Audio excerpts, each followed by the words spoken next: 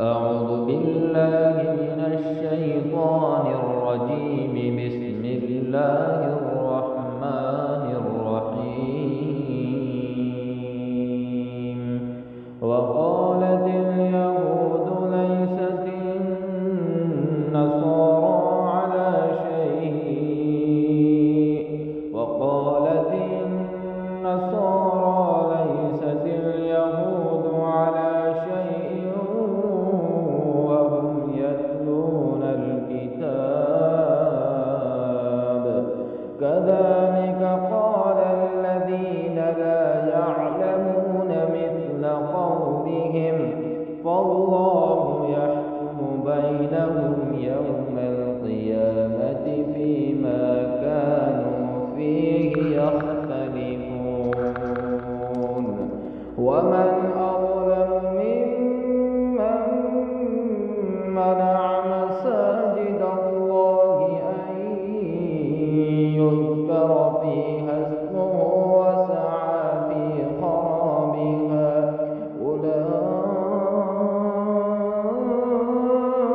أولئك ما كان لهم أن يدخلوها إلا خائفين. لهم في الدنيا خزي ولهم في الآخرة عذاب عظيم. ولله المشرق والمغرب فأينما تولوا فثم وجه الله إن الله واسع عليم. وقالوا اتخذ الله ولدا سبحانه بل له ما في السماوات والأرض كل له قانتون. بديع السماوات والأرض وإذا قضى أمرا فإنما يقول له كن فيكون. وقال الذين لا يعلمون لولا يكلمنا الله أو تأتينا آية. كذلك قال الذين من قبلهم مثل قولهم تشابهت قلوبهم قد بينا الآيات لقوم يوقنون. إنا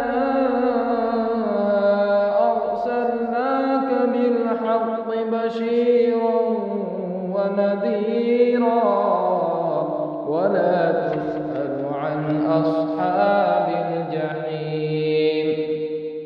ولن ترضى عنك اليهود ولا النصارى حتى تتبع ملتهم قل إن هدى الله هو الهدى ولئن اتبعت أهواءهم بعد الذي جاءك من العلم ما لك من الله من ولي ولا نصير.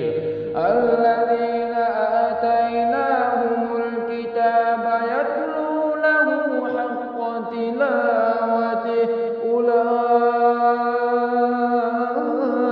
أولئك يؤمنون به ومن يكفر به فأولئك هم الخاسرون. يا بني إسرائيل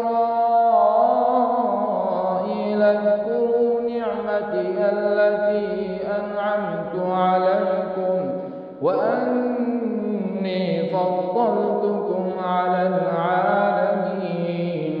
واتقوا يوما لا تجزي نفس عن نفس شيئا ولا يقبل منها ولا يقبل